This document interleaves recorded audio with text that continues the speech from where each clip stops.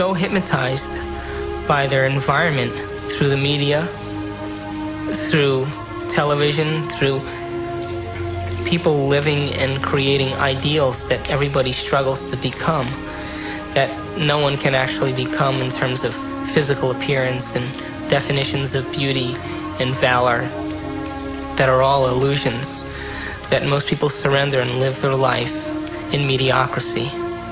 And they may live that life, and the soul may never really, their desire may never really rise to the surface, so they may want to be something else. But if it does rise to the surface, and they ask themselves if there is something more, or why am I here? What is the purpose of life? Where am I going? What happens when I die? And they start to ask those questions. They start to flirt and interact with the perception that they may be having a nervous breakdown. And in reality, what they're doing is that their old concepts of how they viewed their life in the world start to fall apart.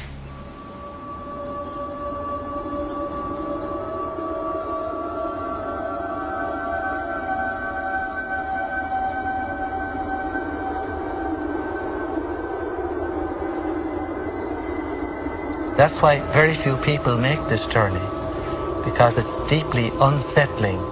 All of the molds that we have lived by have to be broken, and we have to liberate ourselves in this way. And sometimes there's an awkward period between the comfort that we knew before and the real state of comfort when we are the Lord of our being, which follows that interval of chaos. Most people, when they get into the chaos, give up hope and go back to the old false securities. They get to live a reasonable life and they get to die in some sort of peace, but they haven't advanced spiritually at all in that experiment that we call the life.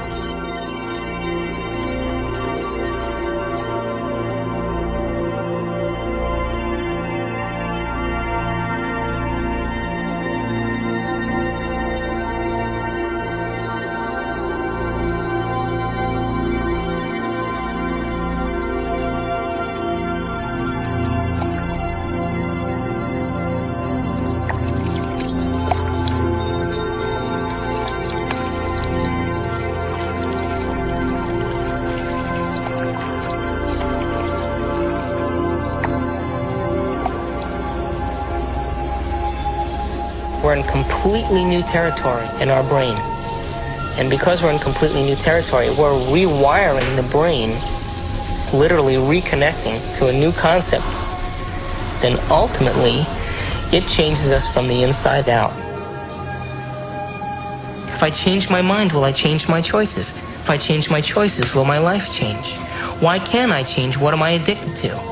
What will I lose that I'm chemically attached to? And what person, place, thing, time, or event that I'm chemically attached to that I don't want to lose because I may have to experience the chemical withdrawal from that. Hence the human drama.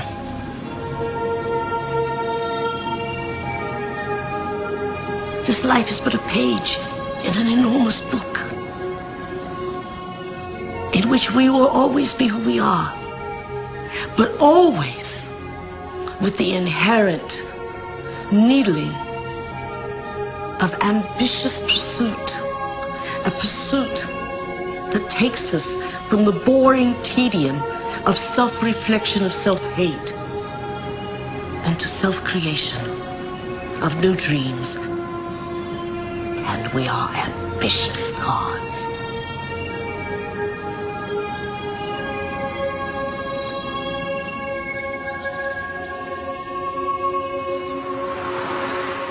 It's the only planet in the Milky Way that has habitation that is steeped in enormous subjugation of religion.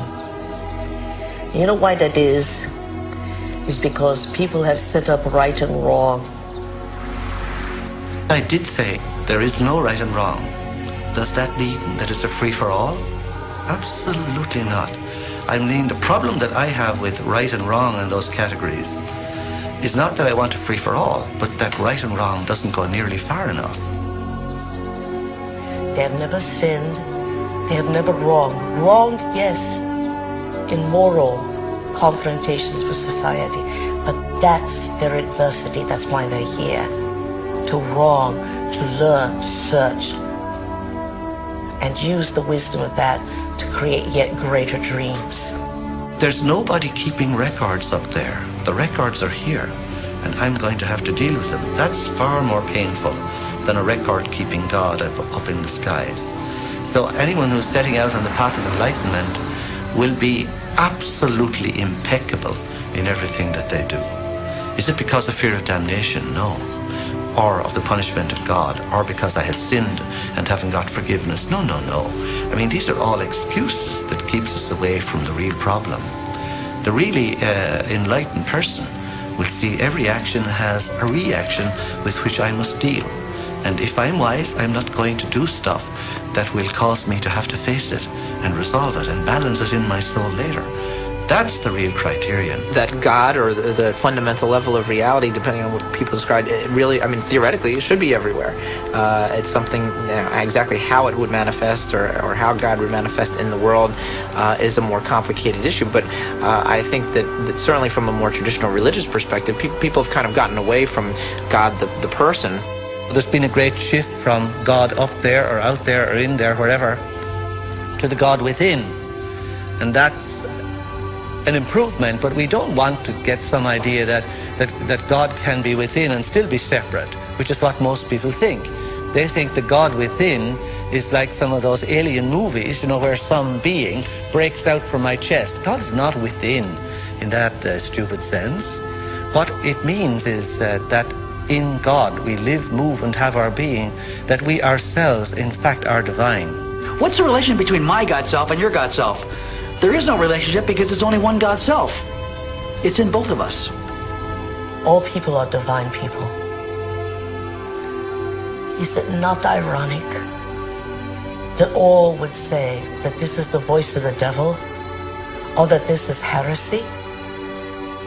If this is heresy, then what is promised to everyone is an imbuement with God that is inseparable.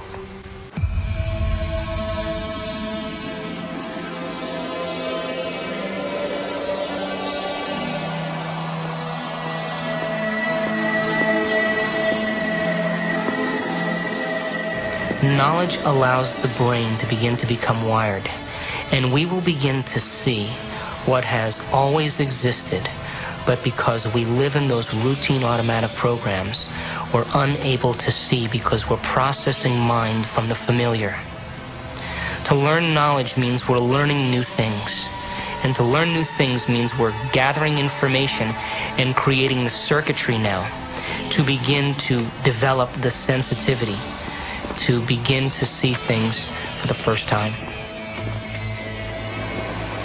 There is enormous potential to change the kind of behaviors and characteristic patterns that we've fallen into. In fact, if you've listened and have remembered anything that I've said, your physiology is different than it was before that.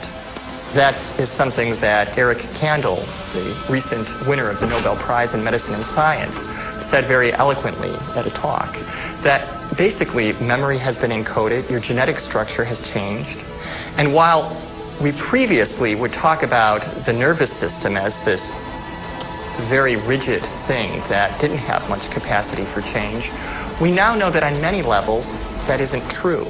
And actually there's a tremendous amount of plasticity, which basically means ability to change within the nervous system. And if you look at the structure of the human brain in detail, you see that it's specifically designed, it's carefully engineered to experience the unified field, to experience the unity of life. We're all connected. I mean, I think the most fundamental thing is we're all connected by an energy field. We swim in a sea of light, basically, which is the zero-point field. And I say, first of all, you get away from the whole idea of separateness, because separateness is the biggest problem of the world now.